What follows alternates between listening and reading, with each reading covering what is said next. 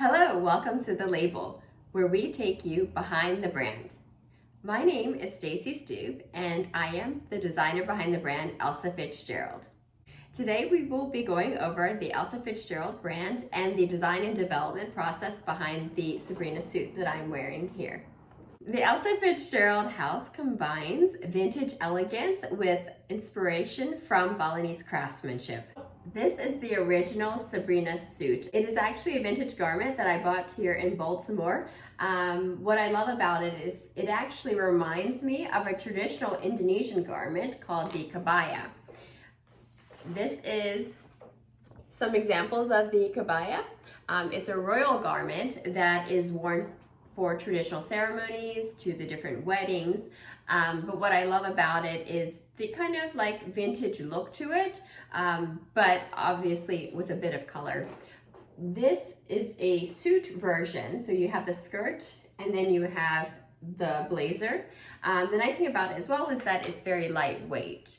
The challenge with vintage garments, as much as I love them, they tend to break or fall apart just due to the age of the garment. So within the collection, I aim to bring those garments or give those garments a second life in terms of with new fabrics that still had that vintage look. Within the process, we started with the design development. So a pattern would be created, but before we created the pattern, we had to select the fabric. And I work a lot with lace, and this is the lace that we use for the sampling. It's actually a cotton blend with a tie-dye wash to it, so it does give you that vintage look to it. So this was our first prototype, and as you can see, there are pins and adjustments that were made to get to the final stage of the Sabrina suit. We did our development with Belvedere Terrace Atelier, and these are just some of the patterns that we have that we would lay onto the fabric. Then those are cut out and then sampled here in Baltimore. So as we were developing the garment, we also realized how important the lining is. And usually I work with a lot of darker colors, or at least muted. But with our final sample, I actually decided to use this blush color, and then we did the mauve above it. And so you had that contrast.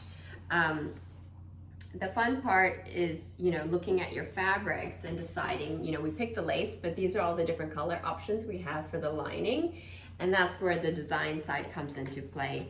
And so with the green, I think so this is the green that I'm wearing now. I believe we're looking at, you can lay them like that just to see which colors go best. So we would finalize what color lining would go with this suit. I do not have the final sample here with me, but that has been approved. So once your final sample has been approved, you can move on to then deciding what colors you want within the collection for the Sabrina suit.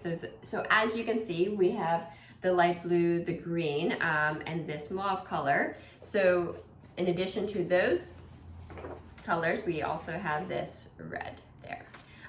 It will be kind of fun to think of the inspiration, the names, the actual fashion names, and I will have ones that might be inspired by palaces, whether that's in France or England, but we will see. We do have scrap fabrics. So when we were cutting the lace, we had sort of like the excess, and we're going to create with the excess some intimates that are sort of 1920s inspired. So I will be doing some research on that in the next phase of the development. So we'll bring you along on that journey as well. Thank you so much for joining us at The Label. We'll see you next time.